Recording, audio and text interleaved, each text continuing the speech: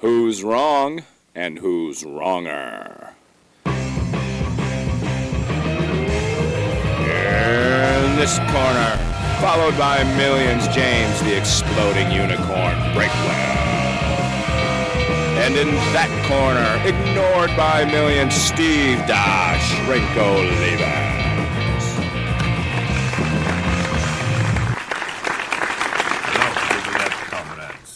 I am Igor Brizovisevich. That's spelled with a lot of V's. But I am here to tell you there is not enough vodka in the world to put up with this podcast wrong and wronger. But I'll let you in on a little secret. When Ivan Drago, when he said in that movie, "I must break you," what he was actually saying is, "I trust Breakwell." So we bring communism to the West through our comrade, James Breakwell. All hail to James Breakwell. And you, dear listener and viewer, you are here stuck with us on the frozen tundra of wrong and wronger. And James, man, how are you doing in this winter wonderland tonight? I am upright, which is more than I thought I would be doing right now. I am in better condition than expected. Today, if you didn't read my newsletter, was Halo Day, where we started drinking at 8 a.m. and played video games all day. It's an annual tradition.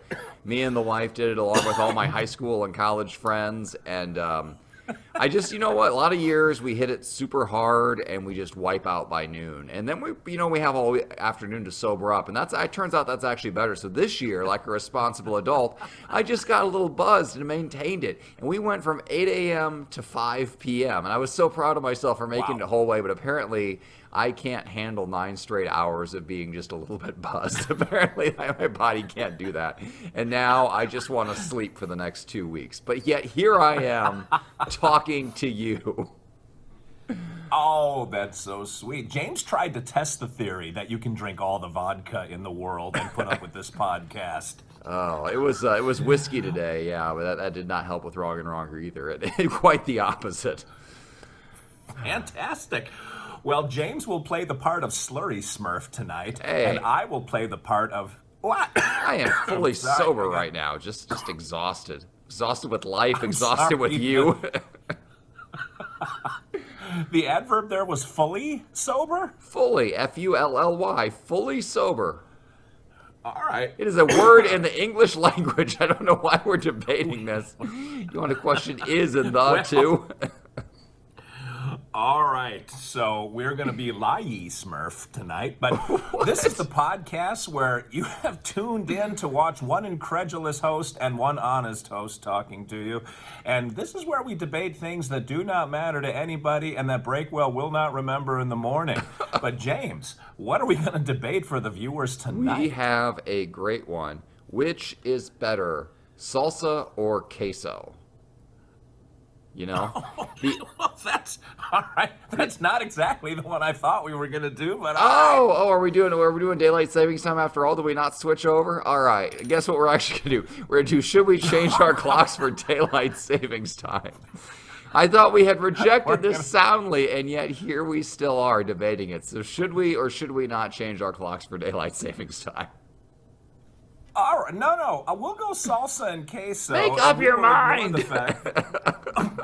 Whose mind is being made up? You made an executive decision and then blamed us for it. I don't know how many you have dancing in your head, but probably all of them are intoxicated. So salsa versus queso, what is the best comfort food after a long day of drinking and a long night of denying? And James, before we get there, we'll have to do the compliments, but I did want to compliment the viewers, not just James Breakwell tonight, and say we had 0 thumbs down this week. We also had fewer views than we've had in weeks. I think there's a correlation there. If you cut the viewers in half, there's a chance we lose the half where the downvoter is. That's just the law of averages. Wow.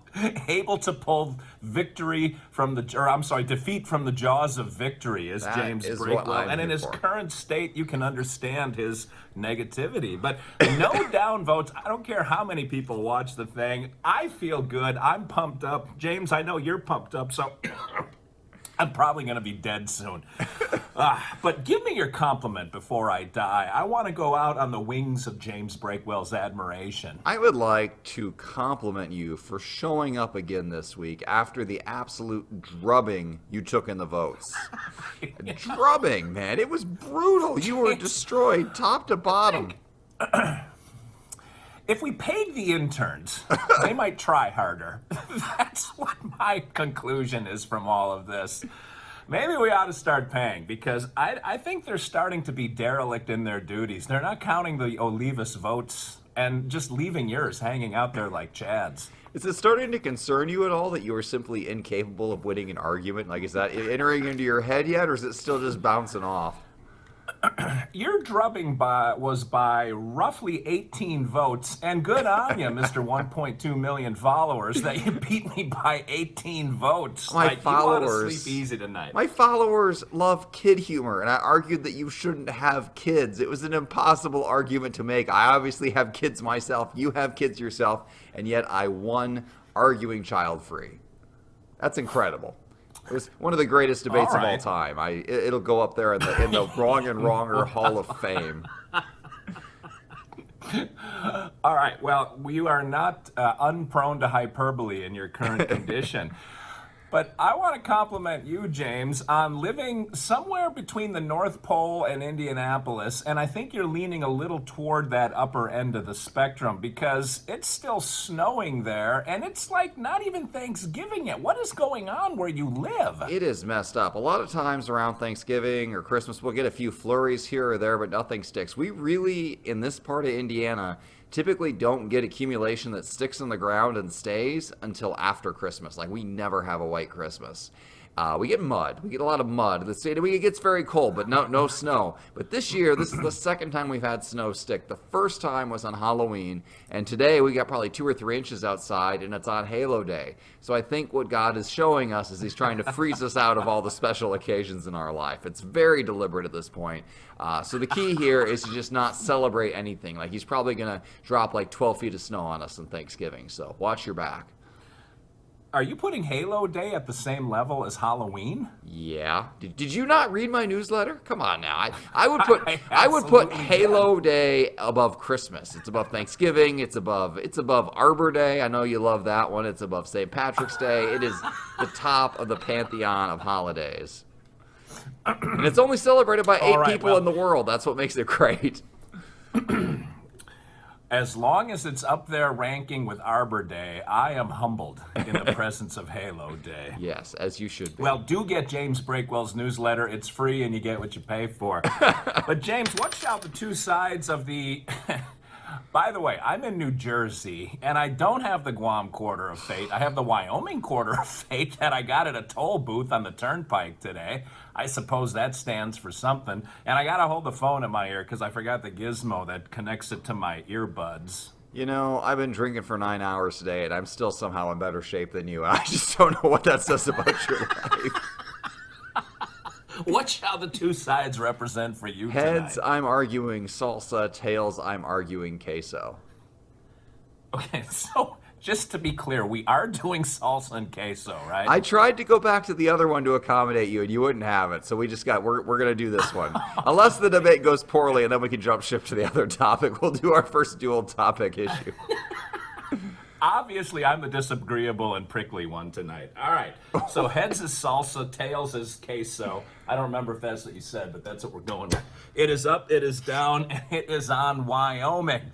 You, sir, have whatever that one represents. I don't even remember now. Was it queso? It's queso. Is that, you have yes. queso. Okay, so you go to the Mexican restaurant. You sit down. What do? They put out bowls of salsa. It's free. It's supposed to fill you up a little bit before you get the main appetizer. It's just something you brush away. It's not that great. It's forgettable. They have it in giant jugs in back. But if you are feeling special, if you are feeling adventurous, if you are feeling like you are worth it, you can say, I would like to spend an extra 99 cents or $2 or wherever you are. You're out in New Jersey. It's probably like $9 and get a little bowl of warm, melted cheese, a gooey little bit of heaven that you can go and scoop into your mouth. It's a dairy concoction. It hits all the umami sensors in your mouth. It's got a little bit of heat to it, and it just fills up your stomach in a way that salsa never will. I mean, salsa's in and out. It's a step away from being water. Tomatoes are 99% water. Queso, there's no water in that. It is pure, cheesy goodness. It fills you up. It gets you what you need. It's special, and it is delicious. Why would anyone settle for salsa when they could upgrade to queso? It's like, why would you not want to fly first class, especially if first class was only an extra 99 cents? Some upgrades in life are worth it, Steve, and this is one of them. You know, James, how sometimes you listen to my podcast on double time? Yes. Okay, you just proved my point. This is sort of like the opposite of that. This is me listening to you in like halftime. This is you trying to come up through the motor oil in your head with the next word that's going to be sent out of your mouth. And it's not motor oil, it's vodka. I talked for like 40 James, seconds. Come on, man. You've got a longer attention span than that. You said 19 words. It was fabulous. Do you know the other thing that queso fills other than your stomach? It's your aorta, James. That your arteries are going to clog, you're going to get bloated, you're going to get gassy, and there's nothing that a wife hates more than a gassy husband laying next to her after a nice Mexican fiesta saying, uh-oh, here comes another one, Gladys. I don't know why you call your wife Gladys. But tomatoes are 99% water, which makes them almost by definition better for you. They got a little fiber in them. They'll keep you regular. They'll make sure that that water fills you up and doesn't makes you gain weight or make your cholesterol go up. Queso also with those chips, that's like Mexican crack. Man, you can't stop eating that stuff. And it's going to fill you up. You're not going to have room for your entree. You're going to shove it down your throat anyway because you spent $14 on it. You don't want to waste it because that seems outrageous to you. When you get home, your ankles are going to be twice their normal size. Like, why do that to yourself? Why put yourself through the belt buckle no, I can't do buckle twice. The belt unbuckling that has to take place after a big queso-laden meal. Queso-laden. It's going to be my next band name. Anyway, James, I'm just going to go for health because you know me. I'm health conscious with everything I put in my mouth, and so I got to go with salsa. I like that you finally admitted that queso and chips are basically like crack, that you can't stop eating them because they are so much better than salsa and chips. So I'm glad that you admitted that we're on the same page. But here's the crazy thing. Science is finally catching up to the reality of how food is for you. And turns out that cheese is better for you than fruit. This is a fact. I have lost almost 40 pounds this year. And my diet is pretty much nothing but meat and cheese. It's just cheese everywhere. Today for Halo Day, I decided to eat healthy still, but I wanted to eat large quantities of it. I had like 5 pounds of loose meat. I had at least 6 pounds of cheese in there.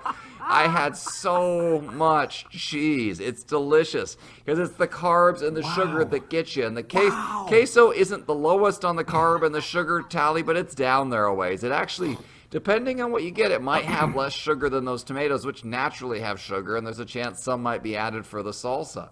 You know, it's up is down, left is right. The world is topsy-turvy, but it's working for me. I'm gouging cheese, and now I'm going to live like 50 years longer than you, because you clearly have switched to the tomato diet. It's going to do you in. I mean, along with all the other unhealthy stuff you do. So that's a point for cheese right there. I don't know how you can say no to it. I mean, if you are at a table and there's like 3 bowls of salsa out, you got a big group, and one person there upgrades to cheese, like the whole time, everybody is just giving the side eye to that cheese, looking at it jealously, hoping the person is one of those tiny people who's like, oh, I can't finish this tiny bowl of cheese. Would anybody else like it? And then 9 hands shoot out because everybody wants it for themselves. I mean, it just... Skip the awkwardness. Don't beg for cheesy seconds. Get one for yourself. Live a little, Steve. Live. Oh, I'm sorry. I was just thinking about something else there while you were going on and on.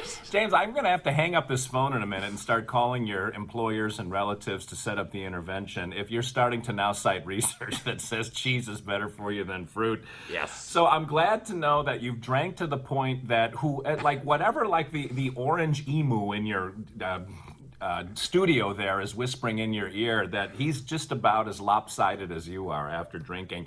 James, roll the dice before I force you into some more of these horrific lies that you're going to regret tomorrow when you watch this video. Let's just see how the people can vote for the sane, sober, and I need another S word to continue the alliteration, Steve of us.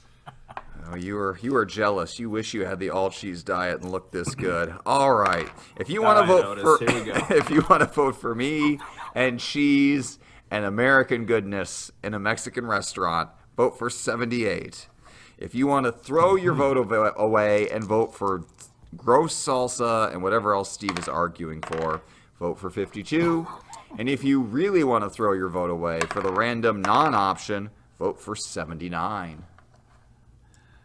All right, 78 for Breakwell, and he might need a little love when he's in treatment next week. What? That 52 was the number for Steve. James said I can't remember what he was arguing because he doesn't remember anything from 14 minutes ago, and 79 for the throw away your vote. So, those are your options for next week. I have a feeling that Dr. Steve is going to pull one out of the fire this week. And James will be shocked, not just by that, but by the quality of some of the text messages he sent throughout the course of the day today. But until next week, this is Steve Olivas, Dr. Steve, for James the Exploding and the Drinking Unicorn Breakwell, saying thanks for watching, thanks for listening, and thanks for participating in Breakwell's impending intervention. Until then, always remember, 2 wrongs can make a right.